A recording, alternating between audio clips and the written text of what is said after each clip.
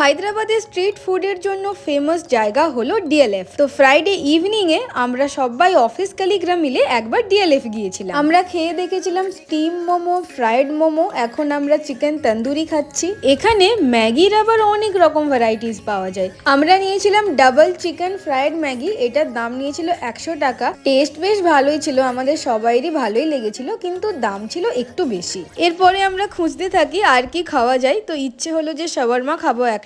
এখানে শাওয়ারমাও খেতে বেশ ভালো ছিল, জুসি আর স্পাইসি। আমার এমনিতেও শাওয়ারমা ভালোই লাগে। এরপরে সবাই চা খেয়েছিল, তন্দুরি চাই। আমি তো চা খাই না, তাই স্কিপ করে দিয়েছিলাম। এমনিতে এত সব একটু একটু করে খেয়ে পেট ভরেই গিয়েছিল, কিন্তু এই দোকানটাতে এত সুন্দর গোলাপ জামুন উইথ রাবড়ি পাওয়া যাচ্ছিল যে এইটা দেখে কেউই আর নিজেকে আটকাতে পারেনি। এটা খেতে এত সুন্দর ছিল, আমি পরের বার ডিএলএফ এলে কিছু খাই আর না খাই, এই গোলাপ জামুন উইথ রাবড়িটা অবশ্যই খাবো।